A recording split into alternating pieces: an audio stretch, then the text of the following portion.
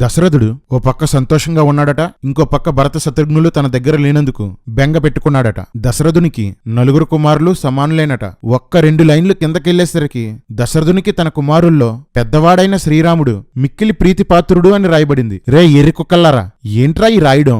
అక్కడే సమానం అంటారు, అక్కడే రాముడు ఎక్కువ అంటారు. కథ కూడా సరిగ్గా రాయడం రాదేంట్రా మీకు? ఇక్కడ రాముడిలో ఏమాత్రం కనిపించని రామలక్షణాలు రాస్తారు. రాముడు ఇతరుల్లో సుగుణాలే చూస్తాడట, కాని రాముడికి అందరి మీద అనుమానమే. రాముడు కోపమనే మాటే ఎరుగడట, కాని ముందు వెనక చూడకుండా కోప్పడిపోతుంటాడు. ఏమాత్రం గర్వం లేనివాడట, కాని టన్నుల అహంకారం గలవాడు రాముడు. ఎన్నడూ అబద్ధం చెప్పడట, కాని అసలైన నిజాలు మాత్రం దాచేస్తుంటాడు. పరుని సొత్తు ఆశించడట, కాని పక్క రాజ్యాలను అన్యాయంగా ఆక్రమించేస్తాడు. ఒక్కసారి చూసినంత మాత్రాన హృదయంలో ఏముందో చెప్పగలడట, కాని భార్య మనసులో ఏముందో కూడా తెలుసుకోలేడు. మిక్కిలి క్షోభ పడవలసిన పరిస్థితుల్లో కూడా ఏమాత్రం తొనకని వాడట, కాని బాధ వస్తే చాలు కింద పడి మరీ దొర్లి ఏడుస్తాడు. సోమరితనం లేనివాడట, కాని ఎప్పుడు ఏ పని చేయడు. లక్ష్మణుడితో గొడ్డు చాకరీ చేయించుకుంటాడు. రాముడు తన లోపాలను తానే గుర్తించగలడట. పోన్లేరా, రాముడు లోపాలున్నవాడని మీరే ఒప్పుకుంటున్నారు. రాముడికి పట్టాభిషేకం చెయ్యాలని దశరథుడు అనుకొని అత్యవసర సమావేశం ఏర్పాటు చేసి సామంతరాజులు, మంత్రులు, ముఖ్య సభ్యులందరినీ రాముడికి పట్టాభిషేకం చేయడంలో మీ ఉద్దేశం ఏంటి అని అడుగుతాడు. అప్పుడు వారంతా రాముడికి ఏమాత్రం సంబంధం లేని రామలక్షణాలు ఇంకా చెప్తారు.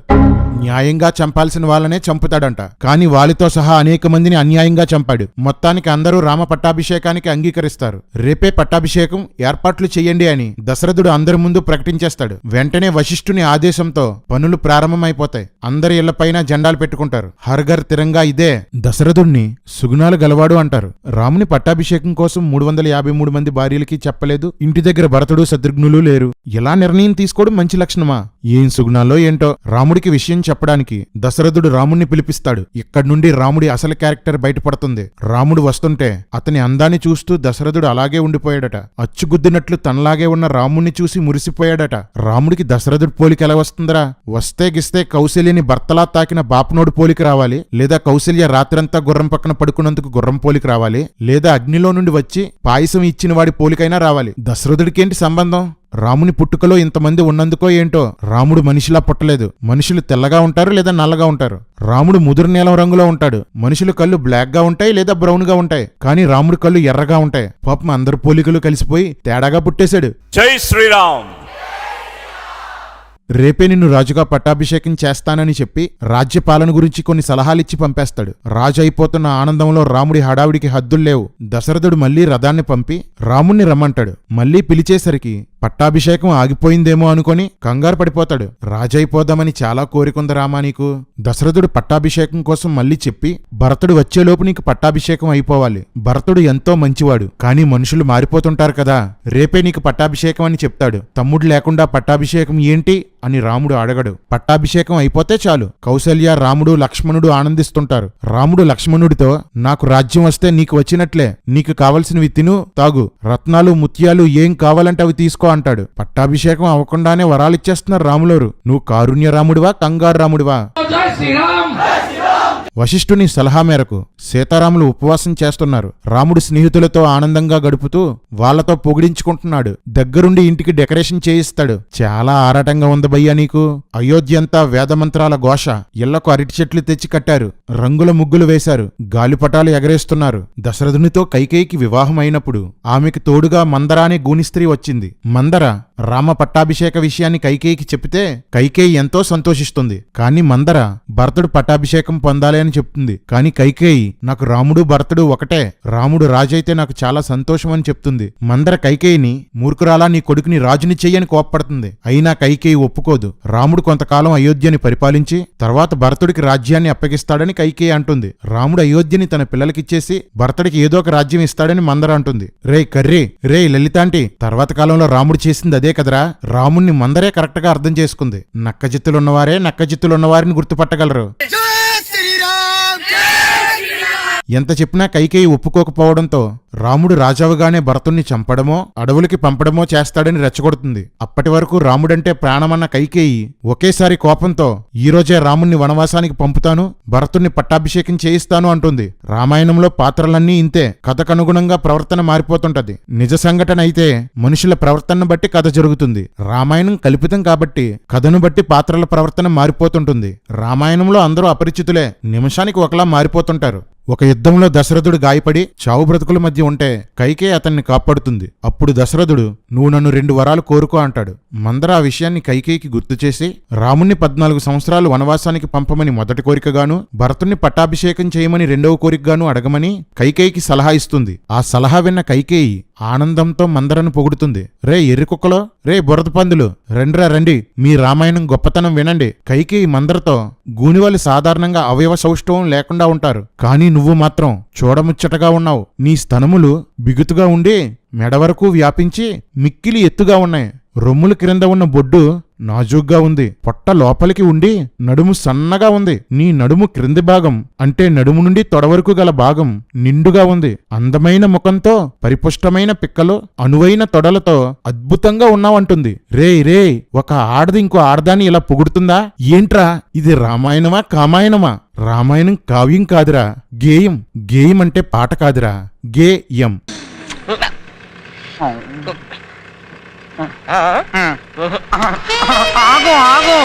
వెంటనే కైకేయి వెళ్లి కోపగృహంలో కూర్చుంది. దశరథుడు కైకేయికి పట్టాభిషేకం కోసం చెప్దామని కైకేయి అంతఃపురంలో ప్రవేశించాడు. పక్షుల శబ్దాలు, వంటల గుమగుమలు, దీపకాంతులు చూసి కామోద్రేకుడై రతికి ఇది తగిన సమయం అనుకున్నాడట. రే మాడా, 60,000 సంవత్సరాల పండు ముసలివాడు కాటికి కాలు చాపి కూర్చున్నాడు. కామం కావలసొచ్చిందా? వాల్మీకి వయగ్రాలు మింగేశాడురా. 100 మందిని కన్నా అనుకుంటున్నాను. అది రెడీ. కైకేయి కోపగృహంలో ఉందని తెలుసుకున్న దశరథుడు ఒళ్ళంతా దడెక్కి కైకేయి దగ్గరికి వెళ్లి అడవిలో ఆడ ఏనుగును మగ ఏనుగు తాకినట్లు తాకాడట. వాల్మీకిని మహాకవి అంటారు. నాకు తెలిసినంతవరకు ఇంత దరిద్రమైన వర్ణనలు చేసే కవి ఎవడు ఉండడు. వీడియోలు ఎంత ఎక్కువైపోతుందని చాలా వదిలేశాను, కానీ వాల్మీకి దేన్నైనా పోల్చిన ప్రతిసారి ఇలాంటి చెత్త కవి ఇంతకన్నా గొప్ప గేయం రాయలేడులే అనిపిస్తుంది. చెత్త సాహిత్యం, సంబంధం లేని పోలిక, సందర్భానికి సంబంధించిన వర్ణన, ఇదే రామాయణ ఇతిహాసం. చదువుతుంటే వస్తుంది దరహాసం, చేయాలనిపిస్తుంది హేళనతో పరిహాసం. వారే వాహ్, క్యా బాత్ హై. మన్మథ బాణాలతో కొట్టబడి కామ వికారానికి లోనై కామ పరతంత్రుడై ఆతురతతో ఉన్న దశరథుడు నీకేం కావాలో ఆజ్ఞాపించు అని కైకేయిని అడుగుతాడు. నిర్దోషిని ఎవరినైనా చంపమంటావా? దోషినెవరినైనా విడుదల చేసేయమంటావా? ఎవడైనా దరిద్రునికి తేరగా ధనమిమ్మంటావా? ఎవడైనా ధనవంతుడిని ఏమీ లేనివాడిగా చేసేయమంటావా? ఏం కావాలో కోరుకో అంటాడు. కోరికలు తీర్చుకోవడానికి అధికారాన్ని దుర్వినియోగం చెయ్యడమే మీ సనాతన ధర్మం. సనాతన ధర్మం సంకనాకే పార్టీ గద్దెనెక్కిన దగ్గర నుంచి మన దేశంలో జరిగేది ఇదే కదా. మీ కోరికలు తీర్చుకోవడానికి కోర్టుల్ని, సిబిఐని, ఈడీని, ఈసీని, ఐటీని అన్నిటినీ దుర్వినియోగం చేస్తారు. ఇష్టం వచ్చినట్లు రాజ్యాంగాన్ని మార్చేస్తారు. చూసావా రామా, ఎదవలకు పదవులు వస్తే ఇలాగే ఎడుస్తుంది మరి కాలం. నార్త్ ఇండియాని నాశనం చేశారు కదరా. ఇలాంటి సనాతన ధర్మం మాకొద్దు. కామ కోరికల కోసం ధర్మాన్ని తప్పే దశరథుడు ధర్మపాలకుడట. సిగ్గుండాలరా, సిగ్గుండాలి. అప్పుడు కైకేయి యుద్ధంలో ఉన్నప్పుడు నువ్వు నాకు 2 వరాలు ఇస్తానన్నావు కదా, అవి ఇప్పుడు ఇస్తానని మాట ఇవ్వు అంటుంది. దశరథుడు సరే అంటాడు. వెంటనే భరతుణ్ణి పట్టాభిషేకం చెయ్యి, రాముణ్ణి వనవాసం పంపేయి అంటుంది. అది వినగానే దశరథుడు మూర్చబోయాడు. రామాయణం అంతా మూర్చే. అందరూ మూర్చబోతుంటారు, లేస్తుంటారు. స్పృహలోకి వచ్చిన దశరథుడు ఏడుస్తూ క్రూరురాలా, పాపాత్మురాలా, ఇలాంటివి అడుగుతావా అని తిడతాడు. రాముడు నీకు ఏ అపకారం చేశాడని ఎంత ఏడ్చినా కైకేయి ఒప్పుకోదు. భరతుణ్ణి రాజుని చేస్తాను గాని రాముణ్ణి వనవాసానికి పంపలేను. చావబోతున్న వయస్సులో ఇంత దుఃఖం నాకు కలగజేయొద్దు అంటాడు. ఇందాకేమో గర్జించే గుర్రంలాగొచ్చాడు, ఇప్పుడేమో ముసలోన్ని అంటున్నాడు. అందరూ అంతే, అప్పటికప్పటికే మాటలు ప్రవర్తనలు మారిపోతుంటాయి. కైకేయిని తిట్టి 2-3 సార్లు మూర్చబోయి మొత్తానికి చేసేది లేక 2 వరాలకి ఒప్పుకుంటాడు. తెల్లవారింది. దశరథుడు తన మంత్రి, తమ రథ సారథి అయిన సుమంత్రుడిని పిలిచి రాముణ్ణి తీసుకురమ్మంటాడు. సుమంత్రుడు వెళ్లేసరికి రాముడు చక్కగా బంగారు ఆభరణాలు, అందమైన వస్త్రాలు, తలలో పువ్వులు, ఒంటి నిండా సెంటూ రాసుకుని బంగారు కుర్చీ మీద కూర్చొని ఉంటాడు. పాపం పట్టాభిషేకానికి పొద్దున్నే రెడీ అయిపోయాడు. మా రాజ్యానికి ఏమైంది? మా ఏరియాను రిక్షాలో తీసుకురండి అంటే కైకేయి మందిరానికి రమ్మన్నారని చెప్పగానే కైకేయి మా నాన్నగారిని నా పట్టాభిషేకం విషయంలో ప్రోత్సహించి ఉంటుంది. నేను వెళ్లి పొగిడించుకొని వస్తాను, నువ్విక్కడ ఆటపాటలతో ఆనందించు అని సీతతో చెప్తాడు. ఎవడ్రా ఇక్కడ రాముడికి రాజ్యాకాంక్ష లేదు అని చెప్పినాడు? చాలా ఆరాటపడ్డాడు భయ్యా. రాముడు గుహలో నుండి బయటికి వచ్చిన సింహంలా బయటికి వచ్చాడట. అయ్యో ఎర్రిరామా, ఎల్లు ఎల్లు, దారి పొడుగునా జనాల జేజేలు, రాముడి టాటాలు, పాటలు పాడుతూ ఊరేగిస్తూ పూలు చల్లుతూ తీసుకెళ్లారట.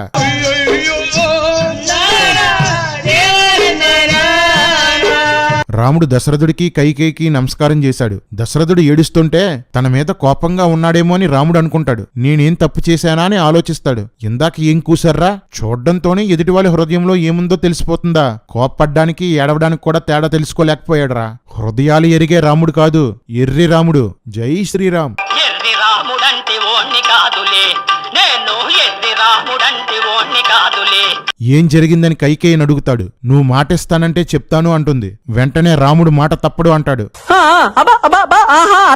2 వరాల గురించి చెప్పి నువ్వు 14 సంవత్సరాలు వనవాసం వెళ్ళాలి, నీకు ఏ ఏ వస్తువులతో పట్టాభిషేకం చెయ్యాలనుకున్నారో వాటితో భరతునికి పట్టాభిషేకం చెయ్యాలి అని అడుగుతుంది. రే ఎర్రి కుక్కల్లారా, కర్రి నక్కల్లారా, రాముణ్ణి 2 చేయమంటే ఒకటే చేశాడ్రా. భరతుడికి పట్టాభిషేకం జరగలేదు. రాముడు 2 నాలుకల పాము లాంటివాడు, నక్కలా నాటకాలాడేవాడు. ఆ విషయం ముందు ముందు మీకే తెలుస్తుంది. భరతుడి పట్టాభిషేకం కూడా రాముడిచ్చిన మాటే. ఇది గుర్తుపెట్టుకో, తర్వాత మాట్లాడుకుందాం. అరిషడ్ వర్గాలను జయించిన రాముడు కైకేయి మాటలు విని కూడా ధైర్యంగా ఉన్నాడట. అరిషడ్ వర్గాలు అంటే కామం, కోపం, స్వార్థం, మోహం, మదం, మత్సరం. నిజానికి ఈ 6 పుష్కలంగా ఉన్నవాడే శ్రీరాముడు. ఈ లైన్ ఎలా ఉండాలంటే అరిషడ్ వర్గాలతో జయించబడిన శ్రీరాముడు. జై శ్రీరామ్. భరతుని కోసం నేను రాజ్యాన్నే కాదు, నా ప్రాణాన్ని, నా సంపదల్ని, చివరికి సీతను కూడా ఇచ్చేస్తాను అంటాడు. గొప్ప ధర్మం రా మీది. భార్యని జోదంలో పెట్టడం మీ ధర్మం, భార్యని తమ్ముడికి ఇచ్చేయడం మీ ధర్మం. ఇంక పెళ్లిళ్ళెందుకురా మీకు? అమ్మాయిల్ని తెచ్చుకొని ఒకరినొకడు మార్చుకోండిరా. ధర్మమట ధర్మం. ఎందుకురా నీకు ఏసు బతుకు. రాముడు నాకు రాజ్యాకాంక్ష లేదు అంటూ కౌసల్య దగ్గరికి వెళ్ళిపోయాడు. రామా, నిజంగా నీకు రాజ్యాకాంక్ష లేదా? మరి తర్వాత కాండాలో అనేక చోట్ల త్రుటిలో రాజ్యం పోయింది, రాజ్యం పోయిందని నేను ఏడ్చిన ప్రతిసారి సీత నన్ను ఓదార్చేదని ఎందుకు చెప్పావు? రామా, ఎందుకీ డ్రామా? యోగి వలె ఏ దుఃఖం లేకుండా రాముడు ఉన్నాడని చెప్తూనే పెళ్లు బిగిస్తున్న దుఃఖాన్ని లోలోపలే అణుచుకున్నాడని రాయబడింది. అంటే లోలోపల ఏడుస్తూ పైకి బానే ఉన్నాడన్నమాట. అలాంటి వాడిని యోగి అనర్బయ్యా, నటుడు అంటారు. मस्त शेड्स ఉన్నారా నీలా? అబ్బో కమలాసన్. పట్టాభిషేకం తప్పిపోయిందని కౌసల్యకు చెప్పగానే మూర్ఛపోయి పడిపోయింది. స్పృహలోకి వచ్చి నువ్వు పట్టాభిషేకం చేసుకుంటే నాకు పెద్ద భార్య అధికారం దక్కుతుందని, సవతులపై అధికారం దొరుకుతుందని, నువ్వు పుట్టిన దగ్గర నుండి 17 సంవత్సరాలు ఎదురు చూశానని ఏడుస్తుంది. రాముడు రాజు అయితే తనకి అధికారం దక్కుతుందని కౌసల్య ప్లాన్ చేసుకుంది. అరే బొక్కల డాక్టర్, పట్టాభిషేకం సమయానికి రాముడి వయసు ఎంతరా? కొన్ని చోట్ల 25 సంవత్సరాలని రాయబడింది, ఇక్కడేమో 17 సంవత్సరాలనుంది. ఈ సొల్లు రామాయణాన్ని కవర్ చేసే సోది బ్యాచ్ జంధ్యం వేసుకోవడం అంటే 2వ జన్మని. ఇక్కడ రాముడు పుట్టిన దగ్గర నుండి 17 సంవత్సరాలంటే రాముడు ఉపనయనం నుండి లెక్కించుకోవాలని సోది కవరింగ్లు చేస్తుంటారు. నాన్న చాగంటి, అక్కడ జన్మించినప్పుడు అని ఉందా, 2వసారి జన్మించినప్పుడు అని ఉందా? అసలు రామాయణంలో రాముడికి ఉపనయనం చేసినట్లు ఎక్కడుంది? ఉపనయనం అనేది చాలా ఇంపార్టెంట్ కదా. ప్రతి విషయాన్ని లాగి లాగ్ చేసే రామాయణం ఉపనయనం కోసం ఎందుకు చెప్పలేదు? రాముడి వయసు విషయంలో రామాయణం తప్పు చెప్పింది. రామాయణం ఆది కావ్యం కాదు, అబద్ధాల కావ్యం. వయసు ఎంత? 24. లక్ష్మణుడు దశరథుడు కామ వికారానికి లోనై ఇలా అజ్ఞానపు పని చేశాడు అంటాడు. రేయ్ పిచ్చి పందుల్లారా, దశరథుడు కామంతో వెళ్ళాడని లక్ష్మణుడికి ఎవడరా చెప్పాడు? ఆ తర్వాత కౌసల్య, భరతుడు, రాజ్యంలో అందరూ ఇదే చెప్పుకుంటారు. ఎవర్రా వాళ్ళకి చెప్పారు? రే ఎర్రి కుక్కలో, రామాయణం కథరా. వాల్మీకి ఫ్లోలో అందరికీ తెలిసినట్టు రాసేశాడు. దశరథుడు ఎప్పుడూ నన్ను బాగా చూసుకోలేదని కౌసల్య అంటుంది. కానీ పిల్లల కోసం వచ్చిన పాయసంలో సగం కౌసల్యకే ఇచ్చాడు. ఆమె పోషణ కోసం 1000 గ్రామాలు ఇచ్చేశాడు. లక్ష్మణుడు కోపంతో రాముడు చాలా నీతిమంతుడు, రాముడు చేసిన దోషం ఇది అని చెప్పిన వాడిని నేనింతవరకు చూడలేదు అంటాడు. లచ్చా, నేను చెప్తాను కదా. లక్ష్మణుడు రామునితో, అన్నా నువ్వు రాజవ్వు, ఎవడడ్డొచ్చినా నేను చంపుతాను, అయోధ్యను నిర్మానుషం చేస్తాను అంటాడు. లచ్చా, అయోధ్యలో అందర్నీ చంపేస్తే ఎవరిని పరిపాలిస్తారు నాన్నా? మన తండ్రి దుష్టుడైపోయాడు, అతన్ని చంపేద్దాం లేదా జైల్లో వేసేద్దాం అంటాడు. ఎవ్వడికి వాడి తేడానే, తండ్రితో సహా అందర్నీ లేపేస్తాడట. లచ్చా, అంత కోపం ఎందుకు మచ్చా? కౌసల్య రామునితో, నీ తమ్ముడు మాటలు విన్నావు కదా, ఇక నీ ఇష్టం అంటుంది. అంటే దశరథుడిని లేపేయడానికి కౌసల్యకి ఏ అభ్యంతరం లేదన్నమాట. ఎంత మంచి కుటుంబమో, బంగారు కుటుంబం. మీ ఇంట్లో అందరూ ఇలా వంకరగానే మాట్లాడతారా? తిన్నగా ఎవడో మాట్లాడ్డా అనుకుంటా. కౌసల్య రామునితో వనవాసానికి వెళ్లొద్దని చెప్తుంటే రాముడు కౌసల్యతో తండ్రి చెప్పిన మాటకై కండుడు అనేవాడు ఆవుని చంపాడు, తండ్రి మాటకై పరశురాముడు తన తల్లి తల నరికాడు, తండ్రి ఏం చెప్పినా పాటించడమే సనాతన ధర్మమని చెప్తాడు. రే పోరంబోకుల్లారా, సనాతనం సనాతనం అని సెకిలిస్తున్నారు కదరా, మీలో ఎంతమంది తల్లిదండ్రుల మాట వింటున్నారా? రే కర్రీ, యేసుక్రీస్తును నమ్ముకుంటే సనాతన ధర్మం పాటించకపోవడం కాదురా. తండ్రి మత్తులో చెప్పినా, మోహంతో చెప్పినా, మంచి చెప్పినా, చెడ్డ చెప్పినా గుడ్డిగా దాన్ని చెయ్యని వారందరూ సనాతన ధర్మాన్ని పాటించనట్లే. ఇప్పుడు చెప్పండ్రా, మీలో ఎంతమంది సనాతన ధర్మాన్ని పాటిస్తున్నారో? మీరే పాటించినప్పుడు మాకెందుకురా మీ సనాతన ధర్మం? ఈ దరిద్రం మనకు అక్కర్లేదు. కౌసల్య రాముడితో నేను కూడా నీతో వస్తాను అంటే భర్త బ్రతికుండగా నువ్వు రాకూడదు, పతి సేవే సనాతన ధర్మం అని చెప్తాడు. రామా, భర్త దగ్గర భార్య ఉండి సేవ చెయ్యాలన్నావు కదా, మరి లక్ష్మణుని ఎందుకు భార్యకు దూరం చేశావు? భార్య బ్రతికుండగా ఆమెను వదిలేసి నీతో వనవాసానికి వచ్చిన లక్ష్మణుడు ముమ్మాటికి సనాతన ధర్మాన్ని సైడ్ కాలువలో వేసి తొక్కేసినట్లే కదా. నేను తండ్రికిచ్చిన మాట కోసం అరణ్యానికి వెళ్తే నా తండ్రి ఆడిన మాటను తప్పని సత్యవంతుడవుతాడని రాముడంటాడు. రే ఎర్రిబత్తాయిలు, రాజ్యంలో సామంతరాజులకి, మంత్రులకి, ఊర్లో అందరికీ రాముడే యువరాజని మాటిచ్చేశాడు కదరా. రాముడు అరణ్యానికి వెళ్ళకపోతే దశరథుడు కేవలం కైకేయి దగ్గర మాత్రమే మాట తప్పినవాడవుతాడు. రాముడు అరణ్యానికి వెళ్తే దశరథుడు రాజ్యంలో ఉన్న అందరి దగ్గర మాట తప్పినవాడవుతాడు. ఇంత చిన్న లాజిక్ ఎలా మిస్ అయ్యారు మీరు? రాముడు వనవాసానికి వెళ్లినందుకు అందరూ దశరథుడిని తిట్టుకున్నారు, చీ అన్నారు. అది తట్టుకోలేక కుమిలి కుమిలి చచ్చాడు. తండ్రి ఒక మాట చెప్తే దాన్ని పాటించడం వలన తండ్రికే ప్రమాదం వస్తుందని తెలిసినా గుడ్డిగా దాన్ని పాటించడమే సనాతన ధర్మం. అలాంటి ధర్మం మాకు అవసరం లేదు బాబు. ఈ దరిద్రం మనకు అక్కర్లేదు. రాముడు అక్కడి నుంచి సీత దగ్గరకు వెళ్లి పట్టాభిషేకం క్యాన్సిల్ అయ్యింది, నేను 14 సంవత్సరాలు వనవాసానికి వెళ్తున్నాను, నువ్వెక్కడే పూజలు చేసుకుంటూ జాగ్రత్తగా ఉండు అని చెప్తాడు. అందుకు సీత, నాకు నీవే గతి, నీతో అరణ్యానికి వస్తాను, కష్టమైన సుఖమైనా నీతోనే, నీవు లేకుంటే నాకు స్వర్గం కూడా వద్దు అంటుంది. కాని ఇదే సీత రాముడి స్వభావం పూర్తిగా తెలిసాక నువ్వు నాకొద్దు, నాకు స్వర్గమే కావాలంటుంది. మీరే చూస్తారు కదా. సీత మాటలు ధర్మసమ్మతమే అయినా సీత మీద ఉన్న ప్రేమ వలన ఆమెను ఆపడానికి రాముడు ప్రయత్నించాడు. ఇప్పటి వరకు ఇదే సనాతన ధర్మం అంటూ తల్లికి తమ్ముడికి నీతులు చెప్పి భార్యకి ఇబ్బంది కలుగుతుంది అనుకుంటే సనాతన ధర్మాన్ని వదిలేస్తాడంట. రాముడికే లెక్కలేని సనాతన ధర్మం మాకెందుకురా ఎర్రి కుక్కల్లారా. అడవిలో కష్టాలుంటాయి వద్దు అని రాముడు చెప్తుంటే నన్ను తీసుకెళ్లకపోతే విషం తాగుతాను, అగ్నిలోకి దూకి చస్తానంటూ వార్నింగ్ ఇస్తుంది. భార్యలు అడిగింది చెయ్యనప్పుడు చస్తానని బెదిరిస్తుంటే ఇదేం దిక్కుమాలిన బుద్ధి అనుకునేవాణ్ణి. అది సనాతన ధర్మం అని ఇప్పుడే తెలిసింది. రామాయణంలో చాలా పాత్రలు కోరుకున్నది జరగకపోతే చచ్చిపోతాం అంటుంటాయి. నేను బతకను, విషయం ఎక్కడ, ఎండిది ఎక్కడ, కత్తి ఎక్కడ, రైలు ఎక్కడా, నేను చచ్చిపోతా. జై సనాతనం, జై సనాతనం, జై శ్రీరామ్. నువ్వు కనుక నన్ను ఇక్కడ వదిలేసి వెళ్తే నా తండ్రి నిన్ను మాడాదాస్ అనుకుంటాడని సీత చెప్తుంది. మొత్తానికి సీతను తీసుకెళ్లడానికి రాముడు ఒప్పుకొని ఆమెను కౌగిలించుకొని బ్రహ్మలాగే నేను ఎప్పుడూ భయపడను అంటాడు. రామా, సొల్లు ఆపు రామా, నువ్వు బ్రహ్మ బొచ్చుడు సార్లు భయపడ్డారు, ఎందుకీ సొల్లు చెప్పు. వెంటనే రాముడు బ్రాహ్మణులను పిలిచి దాన ధర్మాలు చేశాడు. తన దగ్గరున్న బంగారం అంతా, అదేనండి కట్నంగా తెచ్చుకున్న బంగారం అంతా పేదలకి దానం చేశాడు. అత్త సొమ్ము అల్లుడు దానం అనే సామెత ఇక్కడి నుండే వచ్చింది. ఎవడబ్బ సొమ్మని కొలుకుతూ తిరిగేవు రామచంద్ర, ఎవడబ్బ సొమ్మని కొలుకుతూ తిరిగేవు రామచంద్ర. రాముడు సీతతో నువ్వు నాతో లేకపోతే నాకు స్వర్గం కూడా రుచించదు అంటాడు. కాని సీత రాముడిని వదిలేసిపోయిన తర్వాత 10,000 సంవత్సరాలు రాముడు హాయిగా జీవించాడని రాయబడింది. రాముడి ఇంటి పేరు డి అయ్యి ఉంటుంది. డి రామ కలిపితే డ్రామా.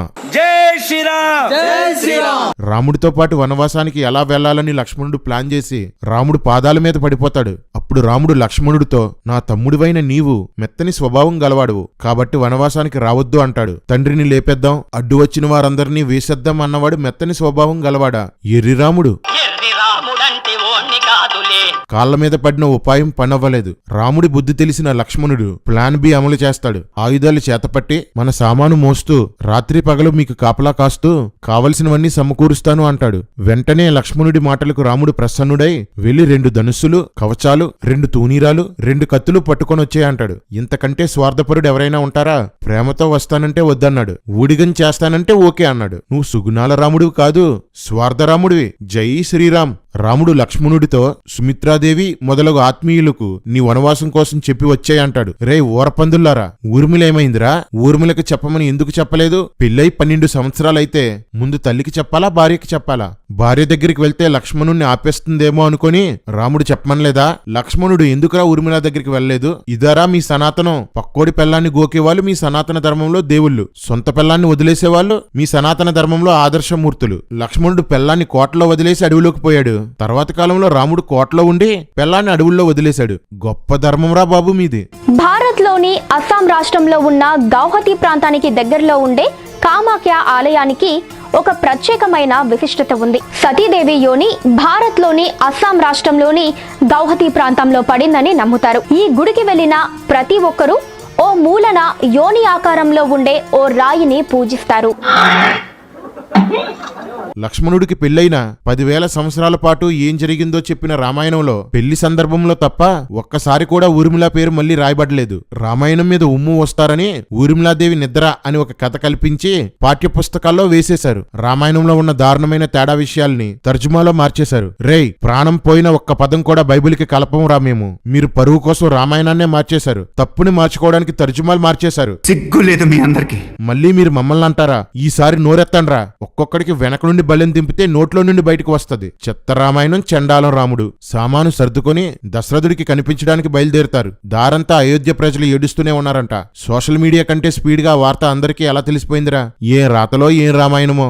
రాముడితో పాటు ఆస్తిపాస్తులు వదిలేసుకుని వనవాసానికి వెళ్లిపోదామని అయోధ్య ప్రజలు అనుకున్నారంట. పట్టాభిషేకం ఆగిపోయినందుకు విలవిల్లాడిపోయారంట. జనమంతా కామంతో దశరథుడు ఇలా చేశాడు, కైకేయి వల్లనే ఇలా జరిగిందని తిట్టుకుంటున్నారు. ఇవన్నీ రాముడు వింటున్నా ఏమాత్రం బాధపడలేదంట. అసలు కోట్లో జరిగిన ఈ విషయం ఊరంతా ఎలా తెలిసింది? రాముడికి పట్టాభిషేకం చెయ్యలేదని తనే లీక్ చేసుంటాడు. అలాంటోడేలే. దశరథుని భార్యలందరూ దశరథుడి దగ్గరికి వచ్చి రామా రామా అంటూ ఏడుస్తున్నారు. నేను తప్పుగా మాట ఇచ్చాను, దానిని పక్కన పెట్టి అయోధ్యను పరిపాలించు అని దశరథుడు రాముణ్ణి అడిగితే అలా చెయ్యను అంటాడు. నాకు రాజ్యంపై, సీతపై, మరి దేనిపైన ఆశలు లేవు. నీ మాట నేను నిలబెట్టి నీకు పేరు తెస్తే అంతే చాలంటాడు. దశరథుడికి అపఖ్యాతే వచ్చింది గాని మంచి పేరు రాలేదు. దశరథుడు కైకేయి అవమానాల పాలయ్యారు. రాముడు వనవాసానికి వెళ్లి హీరో అయ్యాడు. నక్కజిత్తుల రాముడు. జై శ్రీరామ్. రాముడి మాటలకి దశరథుడు మళ్లీ మూర్చబోయాడు. సుమంత్రుడు కూడా మూర్చబోయాడట. ఏంట్రా ఈ మూర్చగోల? సుమంతుడు స్పృహలోకి వచ్చి కైకేయి మీద తీవ్రంగా కోప్పడి తిడతాడు. ఒక మంత్రి రాణిని తిడతాడా? ఏంట్రా ఈ పిచ్చి రామాయణం? పిచ్చండి ఇది. రాముడితో పాటు ఆహారాన్ని, వస్తువుల్ని పంపమని దశరథుడు చెప్తాడు. కాని కైకేయి అందుకు ఒప్పుకోదు. కైకేయి సీతారామ లక్ష్మణులకి నారచీరలిస్తుంది. వారు వాటిని కట్టుకుంటారు. వశిష్ఠుడు వచ్చి సీత వనవాసం కోసం కైకేయి కోరుకోలేదు కాబట్టి ఆమెకు పట్టు వస్త్రాలు, బంగారు ఆభరణాలు ధరించాలని చెప్తాడు. కాని సీత తన భర్తతో సమానంగా నారచీరలే ధరించిందట. గాయ్స్, ఇది గుర్తు పెట్టుకోండి, తర్వాత దించేద్దాం. వెంటనే దశరథుడు కోశాధికారిని పిలిచి సీతకు 14 సంవత్సరాలు సరిపడే వస్త్రాలు, వస్తువులు, ఆభరణాలు కూర్చమని చెప్పగానే తెచ్చేస్తారు. సీత చక్కగా పరిపుష్టంగా ఉన్న తన అవయవాలకు పట్టుచీర, చిత్ర విచిత్రమైన ఆభరణాలు అలంకరించుకొనెను అని రాయబడింది. ఇందాకేం చూసాం? తన భర్తను బట్టి వీటి మీద ఆసక్తి లేకుండా ఉంది. ఇప్పుడు అన్ని ధరించేసింది. అందరూ ఇంతే. చెప్పేది నీతిగా ఉంటుంది, చేసేది రోతగా ఉంటుంది, పోల్చేది బూతులా ఉంటుంది. అదే రామాయణం. ఆ దరిద్రం మాకు అక్కర్లేదని చెప్తున్నా. 14 సంవత్సరాలకి సరిపడేవన్నీ రథం ఎక్కించేశారు. వీళ్ళు కూడా రథం ఎక్కేశారు. వనవాసానికి బయలుదేరారు. రథం వేగంగా వెళ్తుంది. నగరంలో స్త్రీలు, పురుషులు, బాలబాలికలు, వృద్ధులు అందరూ మిక్కిలి దుఃఖంతో మూర్చబోయారు. పట్టాభిషేకం చూడ్డానికి వచ్చిన వాళ్ళంతా మూర్చబోయారు. రాముడు ఏం పీకడనరా అందరూ మూర్చబోయారు? అరే ఏంట్రా ఇది? ఏంట్రా ఈ సొల్లు పురాణం? మొత్తం నగరంలో ఉన్న వాళ్ళంతా రథం వెనకాల పరిగెత్తారంట. రే కర్రీ, అందరూ మూర్చబోయారు కదా, ఈ పరిగెత్తేవారెవర్రా? నీ కిరాయి గోండాలా? మొత్తం స్క్రాప్ ఇక్కడే ఉందేంట్రా? అంతలో దశరథుడు బయటికి వచ్చి చూసి మళ్లీ మూర్చబోయాడు. రాముడు వెళ్లిపోతుంటే చూడలేక సూర్యుడు అస్తమించేశాడట. భార్యాభర్తలు కలుసుకోవడం మానేశారంట. పక్షులు అరవడం మానేశాయంట. ఆవులు పాలివ్వడం మానేశాయంట. నా వల్ల కాదురా, ఈ సొల్లు నేను భరించలేను బాబోయ్. రామచంద్ర ప్రభు. తొలికానుపులో కొడుకు పుట్టిన తల్లికి కూడా సంతోషం లేదంట. రే దిక్కుమాలిన ధర్మం మోస్తున్న కుక్కల్లారా, తొలికానుపులో ఆడపిల్ల పుడితే బాధపడాలా, మగబిడ్డ పుడితేనే ఆనందపడాలా? ఇదే కదరా నేర్పారు నా దేశానికి. కొన్ని కోట్ల మంది ఆడపిల్లల్ని కడుపులోనూ పురుట్లోనూ చంపించిందిరా మీ సన్నాసి ధర్మం. ఆడదాన్ని అణిచి అణిచి కామ వస్తువుగా మార్చారు కదరా. స్త్రీలను ఇంత హీనపరిచిన ఈ సన్నాసి ధర్మాన్ని డబ్బు కోసం కక్కుర్తిపడి స్త్రీలే ప్రచారం చేస్తున్నారు. ఛీ, మీ బతుకులు చెడా. కైకేయిని తిట్టి ఆమెను వదిలేసి కౌసల్య భవనానికి దశరథుడు వెళ్లిపోతాడు. ఇక్కడ వరష్ఠ కవి వాల్మీకి ఇలా అంటాడు. సీతారామ లక్ష్మణులు లేని రాజభవనం గరుత్మంతుడి సర్పాలను ఎత్తుకుపోగా నిశ్చలంగా మిగిలిన సరస్సులా ఉందట. అన్నా సరస్సులో పాములు లేకపోవడమే మంచిది కదా. అంతేరా ఈ వాల్మీకి నెగిటివ్ ని పాజిటివ్ ని నెగిటివ్ తో పోలుస్తుంటాడు. దశరథుడు కౌసల్య దగ్గర ఏడుస్తూ కలవరిస్తూ కుమిలిపోతుంటే కౌసల్య మాత్రం దశరథుడిని సూటిపోటి మాటలతో నిందించి దుఃఖపరుస్తుంది. కైకేయి అంటే మోహంతోనే ఇలా చేశావని నువ్వొక రాజువా అంటూ తిడుతుంది. దశరథుడు ఏడుస్తూ మూర్చబోతే లేపి మరీ తిడుతుంది. సనాతన భార్య అంటే ఏంటనుకుంటున్నారు? తమసీ నది దగ్గరకు వచ్చాక రథం అక్కడ ఆపారు. రాముడికి ఒక మంచం ఏర్పాటు చేస్తే సీతారాములు గాఢంగా నిద్రపోయారు. లక్ష్మణుడు సుమంత్రుడు రాత్రంతా రాముడి గుణగణాల కోసం మాట్లాడుకున్నారంట. ఏమున్నాయిరా మాట్లాడుకోవడానికి? రాముణ్ణి పైకెత్తడానికి ఎన్ని పాటలో. ఉదయాన్నే లేచేసరికి రాముని కోసం వచ్చిన అనేక మంది ప్రజలు అక్కడున్న చెట్ల కింద నిద్రపోయి ఉన్నారంట. వాళ్ళకు తెలియకుండా రహస్యంగా బయలుదేరి రథంతో వేరే దారిలో వెళ్లిపోయారు. రాముడి జాడ తెలియక వెనక్కి వచ్చిన పురుషుల్ని రాముని తీసుకురాకుండా వచ్చినందుకు స్త్రీలు వారిని తిట్టి స్పృహ తప్పి పడిపోయారంట.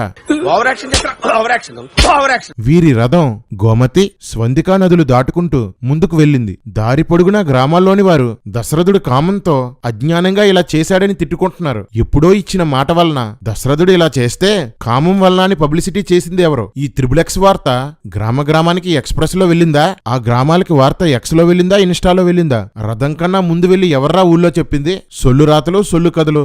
రాముడికి గుహుడు అనే మిత్రుడు భక్తుడు ఉన్నాడు. అతడు ఒక రాజు. అతడు అడవిలోనికి రాముని కోసం విస్తారమైన ఆహార పదార్థాలు తెస్తే నేను వనవాసంలో ఉన్నాను, ఇవేవీ తినను, గుర్రాలకు గడ్డి పెట్టండి చాలు అంటాడు. రాముడు వనవాసానికి సంబంధించిన ఏ నిబంధన పాటించడు. గుహుని ముందు మాత్రం మామూలు యాక్టింగ్ చేయుడు. రామా, నువ్వు అక్కడవే కదా వనవాసం, సీతకి లక్ష్మణుడికి ఆ ఆహారం పెట్టండి అని అన్నావా? లక్ష్మణుడు ఎలాగూ నీకు బానిసే, కనీసం సీతకైనా ఆహారం పెట్టండి అని అన్నావా?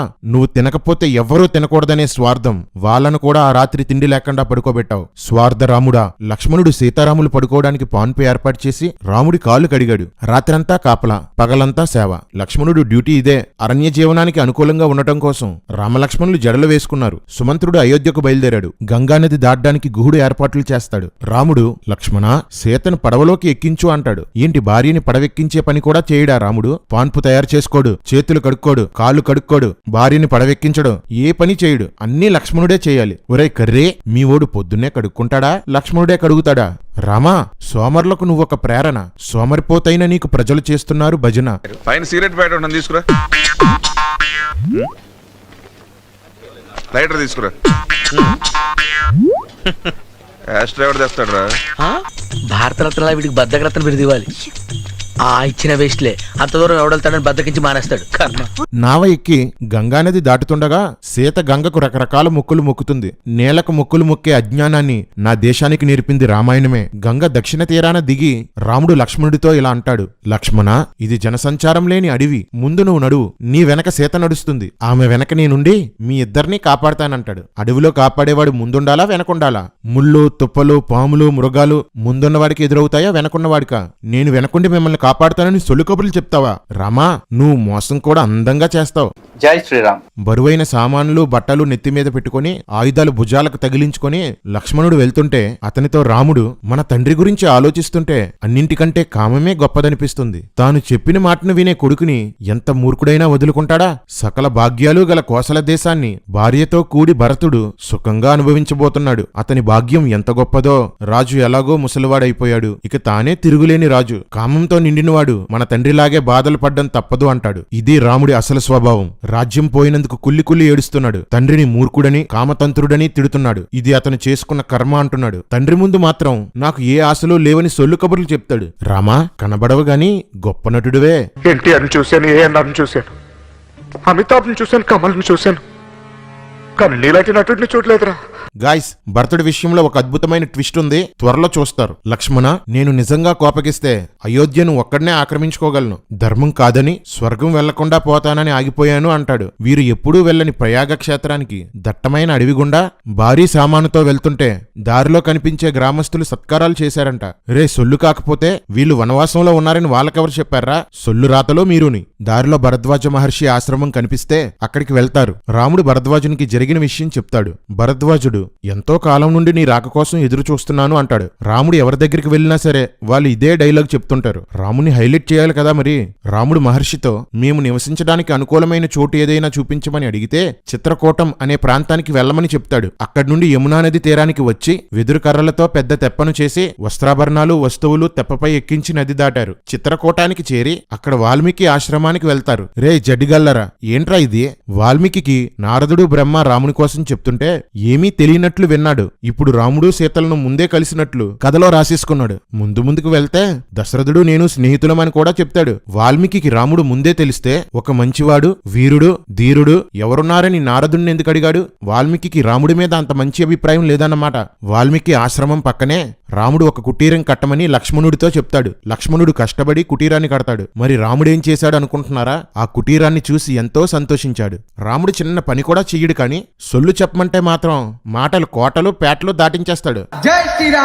రాముడు లక్ష్మణుడితో ఒక కృష్ణ జింకను చంపి తీసుకునిరా, వాస్తు పూజ చేద్దాం అంటాడు. లక్ష్మణుడు జింకను చంపి తెచ్చి హోమంలో బాగా ఉడికించి రాముడికిస్తే దాన్ని పూజలో సమర్పించి స్నానం చేస్తాడు. మోసానికి కామానికి నిలువెత్తు స్వరూపమైన మతోన్మాద బేపనోళ్ళు ఇక్కడ జింకను దుంపా అని తర్జుమా చేశారు. రే సిగ్గులేని ఉన్మాద బేపనోళ్ళారా, ఉన్మాద బాపనోళ్ళు మాత్రమే తిడుతున్నాను. రే సిగ్గులేని ఉన్మాద బేపనోళ్ళారా, మీ గ్రంథం మీద మీకు గౌరవం లేదు కాబట్టే తర్జుమాలో అనేక విషయాలు మార్చేశారు. మీరే గౌరవించని ఈ చెత్త పుస్తకాన్ని మేమెందుకు గౌరవించాలరా? రాముడు వాస్తు పూజ చేసి అందులోకి ప్రవేశించి హాయిగా గడుపుతున్నారు. రాముడికి కూడా వాస్తు అంటే భయమే అన్నమాట.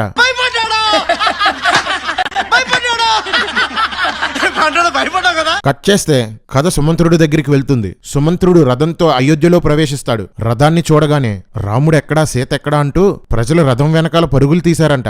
మా పెళ్లిళ్ళకి పేరంటాలకి వచ్చేవాడంటూ ఓ ఏడుపంట. మీ రాముడేమైనా పేరంటాలేంట్రా ప్రతి పెళ్లికి వెళ్ళడానికి? ఇదిగో మగంగులు, ముహూర్త టైం కమింగ్, మ్యారేజ్ కొడుకుని ప్రవేశపెట్టండి.